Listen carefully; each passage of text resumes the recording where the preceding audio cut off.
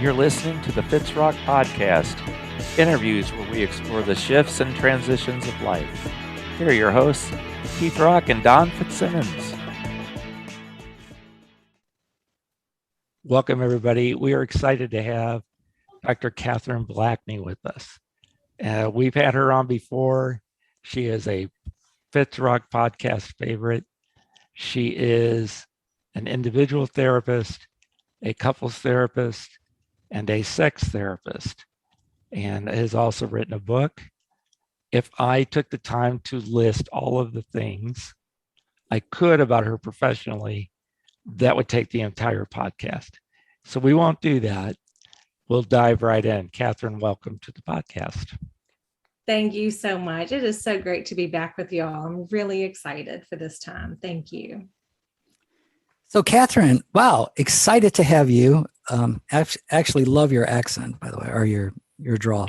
But can you tell us today, we're going to speak today about, let's talk about sex. So start us out. Where do you want to start? Well, what I talk about with, when I give my talks or my seminars, I talk about really sex starts at birth. And people are like, what? I thought I had at least a fourth grade to be able to introduce sex to my kids. What does that mean?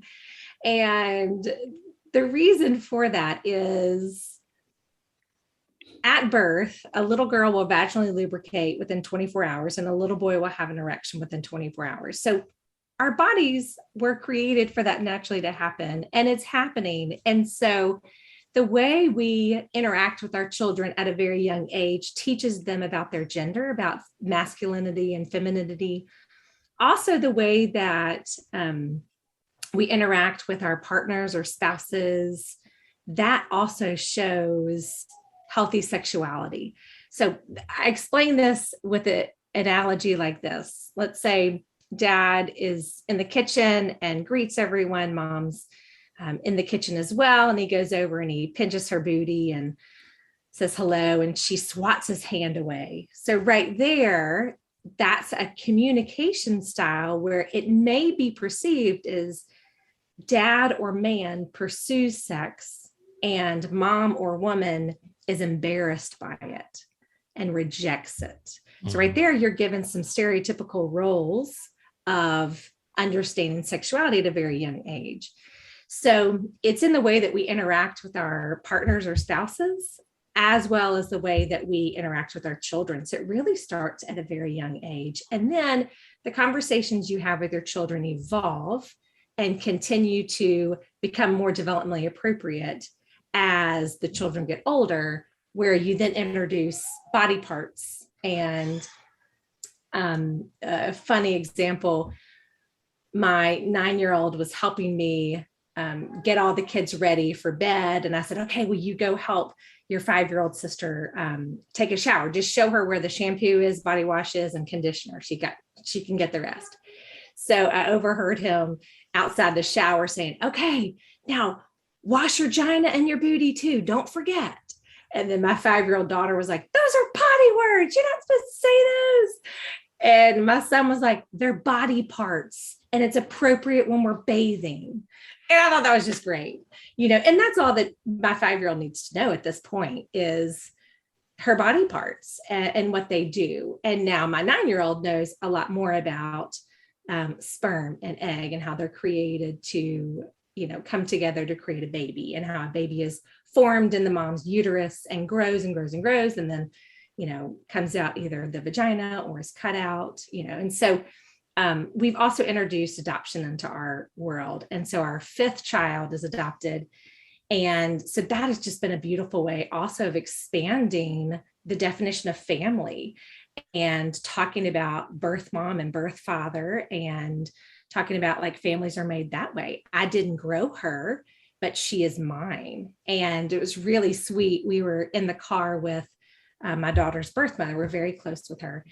And my 6-year-old says to the birth mother, hey, you're Kiki's birth mom. Kiki's our daughter. And she said, yeah. And I said, hey, can you explain what that means? And this is last year. And he said, well, it means you gave birth to her and then you didn't want her to be lonely. So you gave her to us to take care of her. And that's just a Nice. beautiful, beautiful example of family. And right there, that's also teaching healthy sexuality, that, adoption can be another way. So it's really, you're evolving and having these conversations. And then it gets trickier when they get into teenagehood and young adolescence, where they're now combating social media, and even listening to songs and picking up on lyrics and understanding, like, well, what does twerking mean? And what's 69? And, and being curious little individuals, then the conversation gets a little bit more tough. And it feels a little voyeuristic, like you're kind of letting them into, this is what happens behind closed doors. Like, I don't want to be talking about sex with my children. But it's really meeting them where they are and answering those questions. Because I guarantee you, if you're not the one answering those questions of your young teenager or adolescent, they will easily turn to the internet and Google. And we can't compete. Parents cannot compete with the internet. So that's a long, long answer to where do we start with sex? We start at birth and then we evolve. But that raises the question for me of, how do you know when it's developmentally appropriate to introduce certain concepts? When they are young, it's good to teach them about their body parts.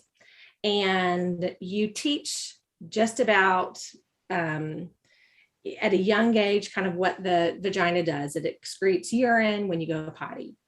You don't need to talk about the vaginal opening versus the urethra, because that's just not kind of where they are. Well, then when they get older and they're getting closer to puberty, you explain to them, okay, let me tell you a little bit more about your body and how your body goes through changes in preparation for, becoming a young woman or a young man.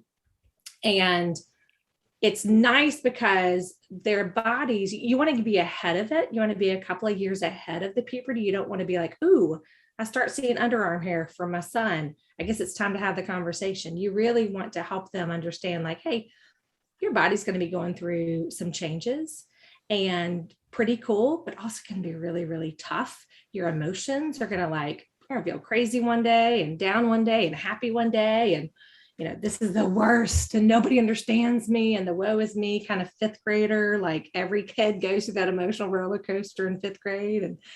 And so you really want to just, acknowledge as they're growing and adapting, you want to be kind of a couple of years ahead of that to introduce, this is what's about to happen, and introduce it in a way that allows them to feel a sense of control versus out of control, even though they are going to feel out of control because their body kind of turns on them, like, what's going on? My voice, and I'm clumsy because I've just had a growth spurt, and and I have facial, I have acne, like, what's going on? I didn't ask for any of this. So you want to just walk them through those stages of life as it relates to their body. Then you also, probably by the age of 9, they need to know about what sexual intercourse is.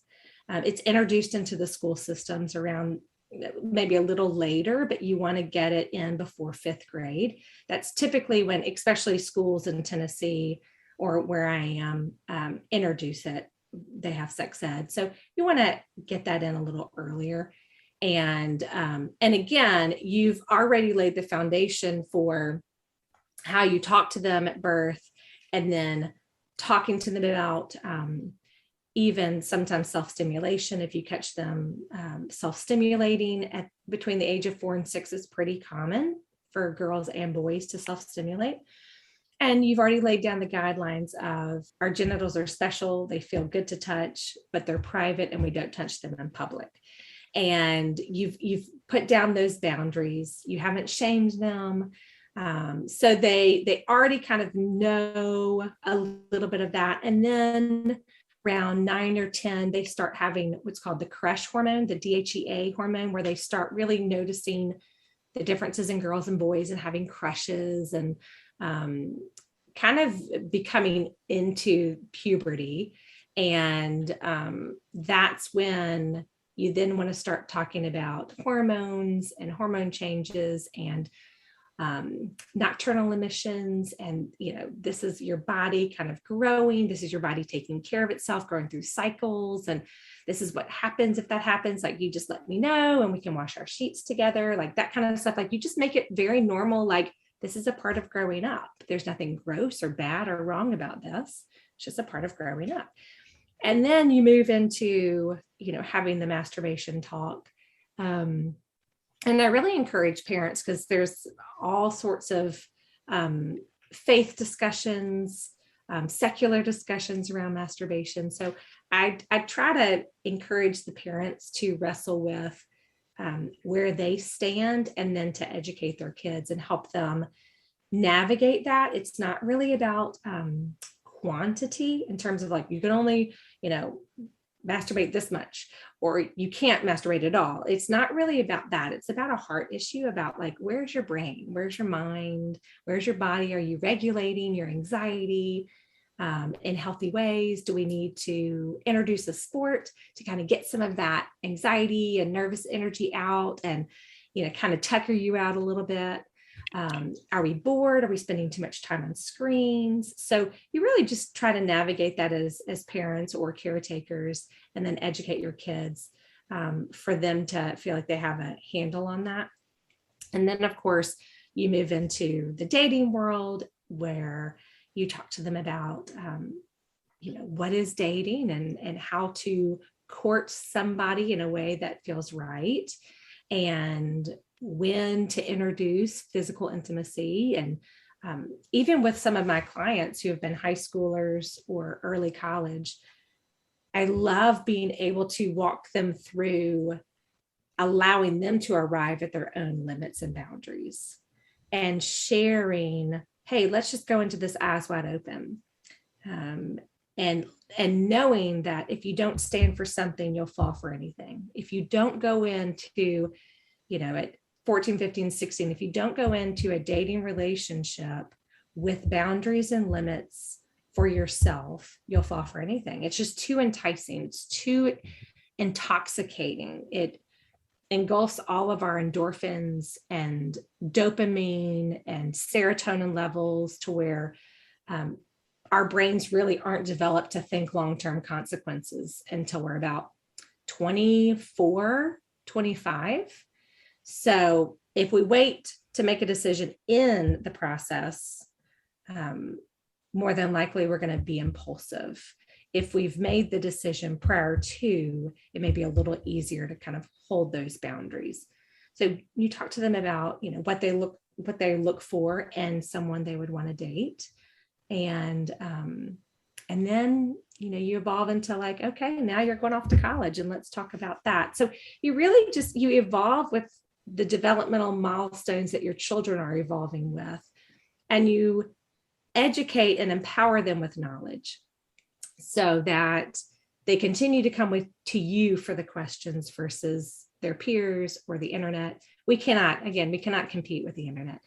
It is easier to create the dialogue than to correct it, to create the narrative than to correct it from something they've heard that's been inappropriate or misinformed from a peer or from the internet.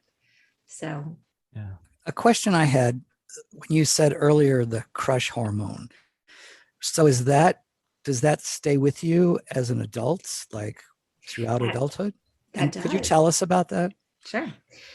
So that crush hormone does stay with us. And for some of my women who are struggling with sexual desire in their 40s, I actually will encourage them to talk to their primary care physician about either getting a compound supplement of DHEA compounded into kind of a multivitamin, or for them to pick it up at Walgreens and to do 25 milligrams at night of DHEA, just as a little boost to help kind of increase some sexual desire. So around, mid 40s to late 40s is when you start seeing a little bit of a decline in the DHEA hormone.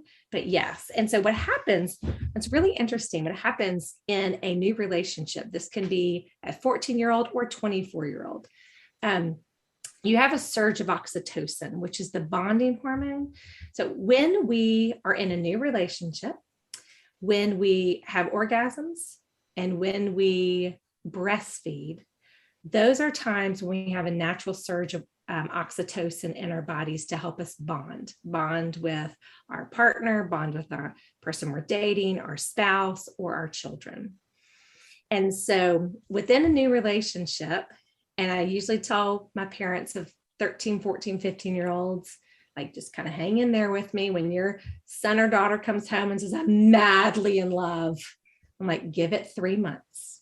Because generally after a new relationship, that oxytocin level depletes after or it doesn't deplete, but it diminishes a little bit after 3 months. And then you have to put forth the effort of like making the relationship work. And a lot of times 14-year-olds are not wanting to put in the effort to be like, oh gosh, this is hard. This is hard. And there's drama. Peace, I'm out. So I usually tell the parents, like, just hang in there, hang in there. But that usually does happen within the first 3 months of a new relationship. So that's the bonding hormone, the oxytocin. Every parent's fear is what happens within those 3 months. Sure. And I would encourage, have open dialogue. When in doubt, before freaking out. If you're talking to your child, your young adult, just say, hey, let's just take a breath. Okay, we got this. And then as you exit the conversation, whether it's about poor choices made, whether it's about exposure to pornography that's been long-term, then you can kind of freak out. But really being present and being open and having these dialogues. I encourage to have, even as young as 13, I personally think it's important to wait until 8th grade or longer to give a child a smartphone, because their brains are not able to comprehend all of the social media. It is sensory overload. And again, their brains are not able to comprehend likes and don't likes. And, oh, this person was with so-and-so, so I got left out. Or I want to be at this party. And it just is, it just is really, really challenging for those kids. I think it's important for them to learn that, because they're going to fly out of the nest and be independent. And you want to help them learn to have limits that they give themselves of, I've been on my phone quite a bit today. I think I'm going to take a break and not be on it. I encourage parents, and Bark is a great social media tool to put on smartphones that will help alert the parents if the child has gone on a browser and pursued looking at the internet, pursued looking at pornography, or sent a message, or has received a message from someone that's been inappropriate. So that, to me, there's a little sadness there, because my generation, well, I didn't have a phone until I was 23, not to show my age or anything, but there's just sadness that, like, at such a young age, there's access to anything and everything, even at the age of 12 and 13, and that we're even having to think through Disney Circle or Bark or Covenant Eyes or something to have to put on our children's devices to keep them safe. The porn industry preys on these kids who have a difficult time walking away from that much stimuli. It's too intoxicating. So when these kids are hit with this hormone, the first thing they want to do is start dating. Talk to us about healthy dating and what that looks like, different life stages, different circumstances, things like that. So, virginity is kind of a old school word that I would love to bring back and have be a positive term. You might have heard people talking about losing their virginity, or and kids are wondering, what does that mean? Or perhaps friends are discussing this, and I don't want it to be a sense of shame or pride, but I want people to really think through their decisions. And it's so difficult when these kids are walking through competition with their peers. I mean, they're more peer focused at 15 and 16. They've kind of transitioned from being focused on mom and dad to really being focused on their peers and wanting to have that affirmation from their peers. So they're more peer influenced. And mom and dad or caretaker has paved the way. And then you just white knuckle it thinking, okay, I hope you put into action what you've learned from us and you make these good decisions. But it really, the peer influence is so powerful. And so, whether I talk to kids, whether you have sex or not, one of the most important things for you to do is to think through and make that decision before you're in the situation, like I've talked about. If you don't stand for something, you'll fall for anything. And because our prefrontal cortex, that place of reason in our brains, isn't formed, we don't really have the capabilities of thinking beyond long-term consequences. Thinking beyond the immediate. We don't think about long-term consequences. We're just fixated on what can I get now and the spontaneity of I want this now. And so they end up making more of an emotional rash decision versus a rational, thoughtful decision. It's also helpful, I think, for some kids to step away from their peers and contemplate, what decision do I want to make and why? And how will I stay true to that decision?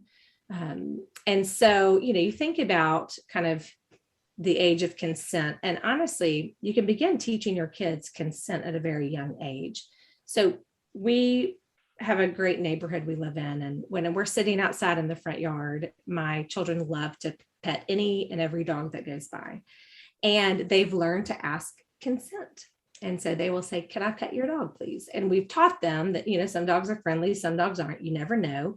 And it's inappropriate to touch somebody's dog that is not yours. And so right there, we've kind of laid the foundation of like, just as much as you're saying, hey, can I pet your dog? There's an age of consent. And generally, the law is that girls and boys must not have sex until they're between the ages of 15 or 16.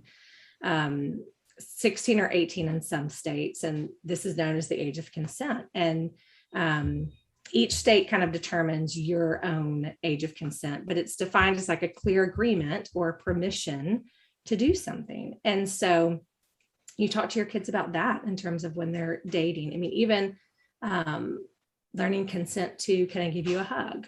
Or I think sometimes what can be difficult in the South is, go give Uncle so-and-so a hug, or like, stop, we force children, probably more than we ever should, to engage in that kind of form of social interaction. And it really was made, it was made more present with our youngest being adopted and working on attachment with her. We got her when she was almost 7 months old. And so we learned, like, I'm not going to force her to go give somebody a hug. Like, I want her to know who mom is and who dad is, and really form that bonding attachment. And so it's important to talk about consent and to respect boundaries. And we even do that with our children. If my daughter is saying, please stop that, and my son keeps on, annoying her, I'll say, hey, that's her boundary she's put down. Please respect her no. And so again, you're building on these conversations to where that's going to be a really easy conversation for me to have when they become teenagers, of like, just the way we got consent to touch a dog, just the way we got consent to respect boundaries with your siblings. This is how we respect each other in relationships. Dating can be tricky. It can be hard. Every parent tackles it differently. And I think that's one of the most challenging things, is to have to manage what other parents in your child's class are doing or not doing. Not to say you need to follow suit, but just be ready for those conversations. So we've told our children they won't get a smartphone until they're in 8th grade. And the community we're in, a lot of children get phones in 6th grade. So they've even asked, like, well, what do we do for 2 years? And we've told them, like, that's a privilege. I didn't get a phone until I was 23. So we're talking a lot about privilege here, that you're even able to get a phone in 8th grade. But we'll have to go through that. There will be lots of probably isolation, feeling ostracized. And I think that will be some rich opportunity for us to talk about, like, other parents do it differently than us. And that doesn't mean they do it better or worse than us. This is just our rule. And that's probably going to be the same for dating. And, we'll let our kids wear something and other people will let their kids wear something else. And we'll just talk about, like, within our house, these are our rules, and other people make, other parents make different decisions. And so I think that's going to be a big push during the date. So-and-so can date at 14 and you won't let me date till 16. And just reiterating, like, I care enough about you to have boundaries. If I didn't care, I wouldn't matter if you dated at 12 or 18. I don't care, but I care about you because this is my job. My job is to steward and to shepherd you. And I'm going to do my best. And so when I give boundaries, it's not to eliminate something that is good for you. It's to help structure and have more enjoyment versus feeling like it's a punishment. And so that's going to be a challenging one for sure as well with parents, I think. So when one begins romantic relationship, can you talk a little bit about healthy versus unhealthy intimacy? With the topic of dating, there's definitely healthy and unhealthy elements to dating. It introduces some really rich opportunities to guide your children, guide your young adults into talking about decision making and helping them really kind of be their counselor by exploring questions. There's the 4 C's of parenting. You have the caretaker, which is, where the child is dependent on you. And that's, birth until about 7, 8, when they can really start doing a lot of independent things. And then the second one is coach. So you're still telling your children what to do, but you're doing it in a way of encouragement and challenging. So you're pushing them a little bit, like, I know you can do this. This is what we're going to do. And a coach is going to be like, man, that's amazing. And I really encourage parents to praise efforts, not results. Praise that your child is grit and grinding. They didn't give up. Don't praise that they got an A or a B or a C on the test. Like, did they muster through? And, in Memphis with the Memphis Grizzlies, we talk about grit and grind. And that's something I tell my kids, like, you need to grit through it and grind through it, like perseverance, determination, don't give up, don't give in, don't walk away, like have healthy discussions and try to find resolutions and try to come up with a compromise, like really work through some of that tough stuff. So as a coach, you're encouraging that. You're really encouraging them to explore their independence and to grow and to learn and to be challenged and to, so that's going to be, that's going to be probably through their teenage years into 9th, 10th grade. And then around 11th and 12th grade, you become counselor. And this really lasts for quite a while. A counselor is someone who's not going to tell you what to do, but they're going to ask questions to help you arrive at the conclusion of, hey, I think I know what I need to do here. And so, because as a therapist, I don't tell people what to do, but I come alongside them and ask probing questions and explore, well, I wonder what you're feeling about this, or I'm seeing this expression, help me understand this, or you seem very closed right now and I'm having a hard time connecting with you. What's going on for you? What are you feeling? And so you really help them identify their emotions and identify, well, I wonder, so you want to go to this party, but you also know that there's going to be drugs and alcohol at this party. Gosh, what are you thinking about? How are you processing this? And what do you think you need to do? And versus telling them, of course you're not going to this party, or of course you are, like the most popular people are going to be there. If you want to be invited to another party, you must go, so it really helps them. So you kind of are in the role of counselor. And I would say that probably goes on into their first career or until they get married. And then you're confidant.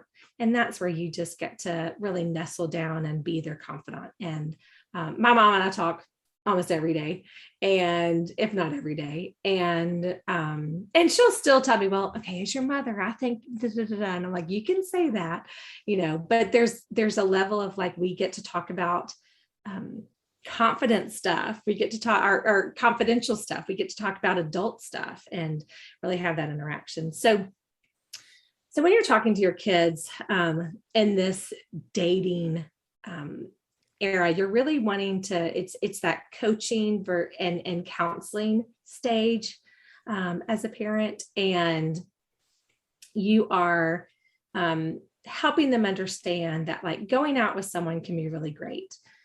Similar to their other friendships, a boyfriend or girlfriend should be someone special who makes them feel good about themselves. Over the course of a few years, let your children know that they may very well kind of get their heart broken or break a few hearts themselves, but that there's no rush. They have their entire lives to kind of explore these relationships. And you really want to empower them to enjoy who they are and to remember to never be with someone who makes them feel bad about themselves or as if they need to change, but to be with someone who lets them know that they are seen, known, and loved exactly for who they are. And honestly, if that's a foundation that they get at the age of, early childhood, early adolescence, early young adulthood, that's fantastic, because ultimately, when you marry someone, you don't marry with the hopes of them changing. You marry knowing if they never change, I'm going to be satisfied and content. And so you want to build expectations of teen relationships by talking to teens about the purpose of romantic relationships and what they serve. Teen relationships really present an opportunity to have fun and to enjoy different activities and to explore relationships and enjoy conversations, to get to know a wide variety of people, to learn what you really like and respect in others. And it's also an opportunity to grow in confidence and skill and managing challenging situations, like I've said. One of the most helpful things I think parents can do is share their own dating stories with their kids. Tell them all the ups and downs that they've experienced. Talk about the obsessive ways you wrote your lover's name, your crush's name all over your notebook, and the way your whole day revolved around whether he or she would call you or text you, to also the way that like when they smiled, it was like ecstatic, and also tell them the fear of like asking them out for the first time, or of like the boredom of not really enjoying the relationship anymore, and giving your child the gift of a wide variety of experiences, namely your experiences as a parent, can really help them know how to manage their own situations when they arise.